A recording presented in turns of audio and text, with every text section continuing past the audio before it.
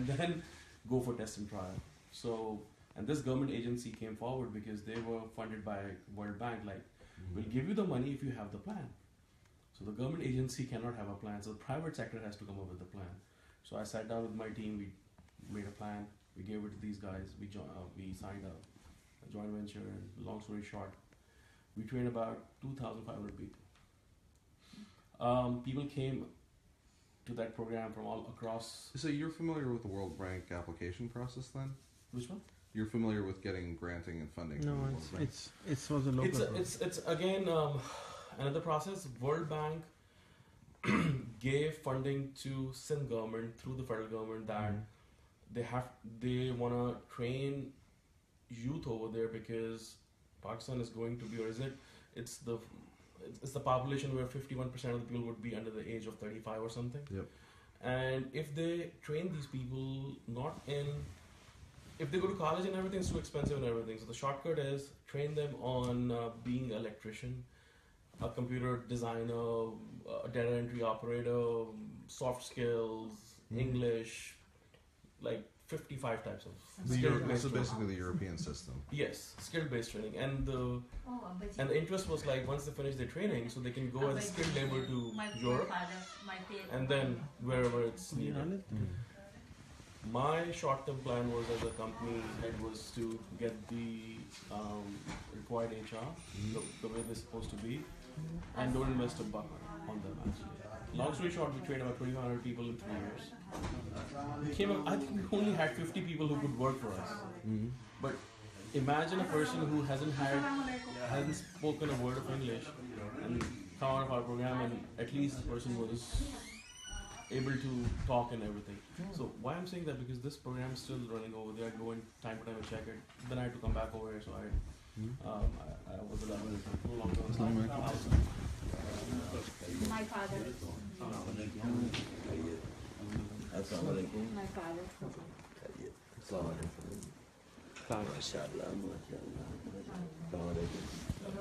So I wasn't actually associated with that program anymore, but they're still running it over there because the funding is for 10 years, $20 million a year from the World Bank, and they have to.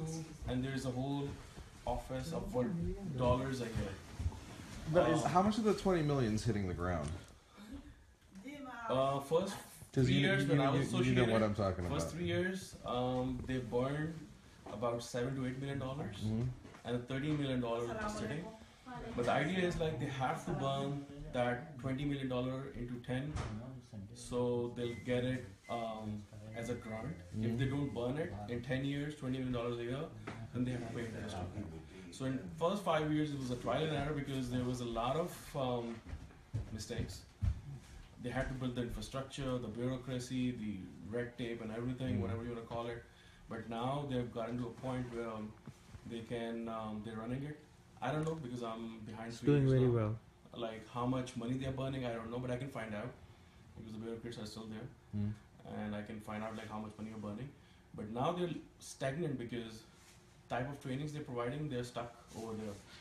The 55 trainings. Well, if you think about it too, the challenge that we have is, so in the past 5 years, we've gone from skill-based training being utilizable and necessary to the fact that we need all these different skill sets. And most of these skill sets are really web-based. Most of these skill sets are online-based because you could have someone who is good in social media marketing. You could have someone in audience development. You could have someone in advertising. So there's these agency-type skills overlapping with these marketing-type skills, overlapping with these e-commerce-type skills that are then on the foundation of development-type skills, even below which are cybersecurity, right? And then like back-end infrastructure like ATM, that sort of thing, which not too many people know. No, actually I was trying to add something to his comment lately because he couldn't find someone where the institutes are. What this agency has done is they have developed over 350 institutes across Sindh. All have to have a computer lab with 20 computers with connectivity and have to have instructors. Now you get these people over there who have everything. Now if you were to go, the only one thing they were missing out on like 3 years ago was accreditation. No institute had any type of stamp, like this is Microsoft certified. I try to bring in Microsoft myself because I was associated with them, my friend circle. Microsoft was like, we cannot partner with a government agency and put our Microsoft logo against a government agency like that. There's a whole process and approvals and everything. But what we can do though is we can provide you Microsoft certified trainers. I spoke to Oracle in the region. They were the same thing. Like everyone stepped back because when there's a government involved and the bureaucrats are running the show, things can go anywhere politically or whatever motivated. So, but in the end though, this agency has that network. There's another youth program which when I was leaving, so they were initiating my Benazir Income Support Program. They are doing the same thing and they have their footprint across Pakistan. I went and spoke to a bureaucrat over there as well. I went to Islamabad. Again, he was too busy to meet me. Then I had to go through the third-party channel to meet him, met him, liked my ideas and everything. But we couldn't do anything with him because he couldn't help me out. But in the Sindh, at least they were proactive. I worked with them for 3 years. So I can introduce you to those guys. Still they're there. I talk to them time to time. And let's see if you can get this thing with them. Okay, great. Yep. And we have those then too, I guess, I'm sure. The Benazir Income Support Program's current secretary is a friend of mine, so and he's a good guy. Yeah. So they would be available. Yeah, there you go. So BISP has, that's their small name, they have footprint across Pakistan, and BBSYDB, which is a regional program, they are across.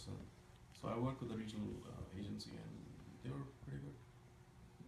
Now, one of the challenges which the whole planet faces is that the whole planet will look, in my books, very different in 10 years.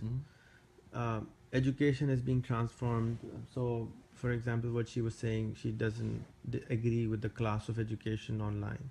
Harvard and in form of edX is giving absolutely free degree, absolutely free. Harvard and MIT both are offering Harvard and MIT for free to anyone who wants it. As of today, they want to give out 1 billion degrees, absolutely no charge. Yeah. But people are not fast enough to change. Yeah. It's just that we are slow. Technology is faster than us. You need a very high level of English to be able to manage those courses. So, as I said, the whole education system, I go to all these conferences where educationists are coming, and the education itself is going to be transformed. It's going through a very different curve right now. The whole notion of educated person is changing. Myself, I never went to college or university in my life. I don't send my children to school. I disagree with sending them to school at all. I don't want them to go to school because I believe they will be destroyed. They will be in a box. Now, you could disagree with that, but that's what my standing is. Are you homeschooling? I'm not homeschooling. They go to a learning club. They go to art classes. They go to carpenter classes, robotics classes, whatever they want. They can do that. But I don't want them to. So you're really running as kind of like a private magnate program. Yeah, whatever they want to do it. And they travel the world. My son can buy a ticket on his own. He's 13 and go to another country, come back on his own. He would be fine. He owns a business of his own in Karachi. He's 13. He's the youngest entrepreneur in the country. It's not like you can do that. That's the thing. If you don't try it, it won't happen. And the most creative time you have is when you're younger. You don't have time when you grow up. After 20, you're busy with so many other things. The most creative time is from 14 to 20. Why don't you give them the problems to solve? We don't give them any assignments. They're like, no, this is wrong. Okay, fine. So then we already know what the solutions are. So why are you asking us to learn something? Learning, the whole notion of learning, post-YouTube era, the whole notion of learning is different, in my opinion. We can learn almost about anything we want in the next few days. Not 100%, we can't do a PhD on it. But do we really need all those things in PhD format? So it's a longer debate on what education will mean in the near future. But as we know it, learning is changing. The whole planet is changing. We are sitting here right now with 103 other people watching us. How was that possible 2 years ago? How was that possible? What will happen 5 years from now, when our phones will have a 360 camera and I'll put it in between and everybody else will join? with 1,000 other people. Then you have VR and augmented reality where someone can just pop a headset on and they literally are just sitting right there. Right. So what kind of world are we? What are we educating our children for? What will the world look like in 2025? Are they ready for? Are we ready for it? Or do we even know what it will look like? We don't know what it will look like. So how can we tell someone, this is what you must do? So, in my opinion, right now, which I work on mostly, is building the ecosystem. Connect the people with the right people. So when they want to do whatever they want to do, they have someone to do it with. Right now they're isolated. They feel disconnected. Like the guys in Balochistan you were talking about, they feel all the time they're talking, Balochistan ke liye koi kuch nahi karta, Balochistan ye hai. You talk to people in Palestine, nobody wants to do anything for Palestine. Hello, why would somebody do anything for you? Do it yourself. Why would somebody do anything for you? No, does anybody anywhere does anything for anyone? Everybody does everything for themselves. But yes, we will be willing to guide you, but you have to do the work. But nobody wants to do the work. Rehan bhai, Sabui is a teacher. Sabui is teaching in Islamic school over here. I do not like rest, thank you.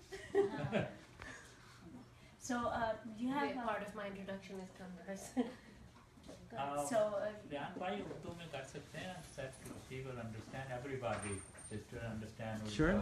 Sure. No, but she doesn't understand. Yes. And she has some more.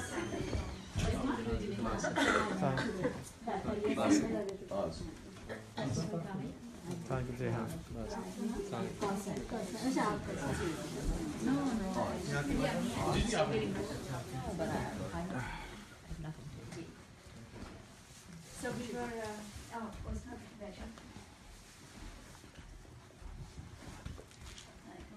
Done. So Rehan bhai,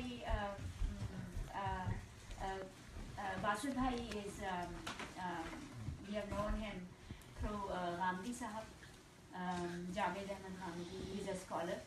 So I went to a program they conducted for this scholar, and he's a very open-minded scholar, progressive and also open-minded. But can I get a card too? Yep, totally. Right there? No. Yeah.